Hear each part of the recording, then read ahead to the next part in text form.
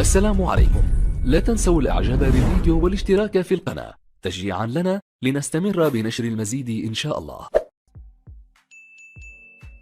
السلام عليكم ورحمة الله وبركاته. أهلا بكم مع موعد مباراة الزمالك اليوم مع غزل المحلة في الدوري المصري الممتاز والقنوات الناقلة والتشكيل المتوقع لفريق الزمالك في مباراة اليوم، وإليكم تفاصيل هذه المباراة ولكن بعد هذا الفاصل.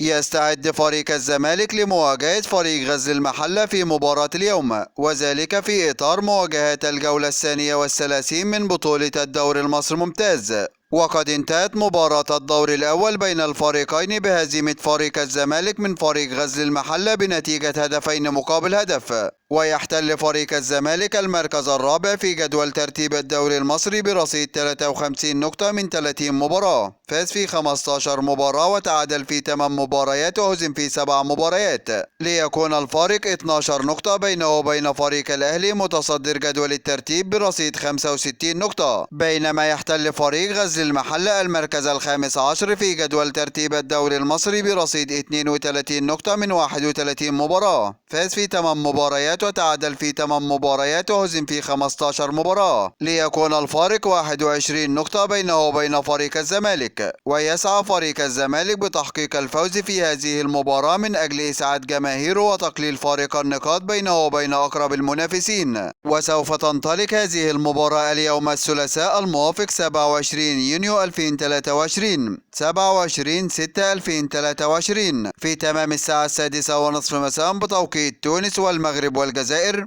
7:30 مساء بتوقيت السودان وليبيا وفلسطين، 8:30 مساء بتوقيت مصر والسعودية وقطر والعراق واليمن وسوريا، 9:30 مساء بتوقيت الإمارات وعمان. وسوف تقام هذه المباراة على ملعب استاد القاهرة الدولي، وسوف تنقل هذه المباراة عبر قناة اون تايم سبورت 1 بصوت المعلقين محمد البوشي ووليد الفقي. وإليكم الآن التشكيل المتوقع لفريق الزمالك في مباراة اليوم: في حراسة المرمى محمد صبحي، وفي خط الدفاع محمد عبد الغني ومصطفى الزناري وحمزة المسلوسي، وفي خط الوسط نبيل عماد دونجا وأحمد أبو الفتوح وإبراهيم نضاي ومحمود عبد الرازق شيكابالا، وفي خط الهجوم مصطفى شلبي وأحمد سيد زيزو وسيف الدين الجزيري. هذا كل ما لدينا عن موعد المباراة، وانتظرونا في موعد مباريات قادمة بإذن الله تعالى، ولا تنسوا دعم الفيديو بلايك والاشتراك في القناة وتوقع نتيجة المباراة في التعليقات أسفل الفيديو. دمتم في أمان الله، والسلام عليكم ورحمة الله وبركاته.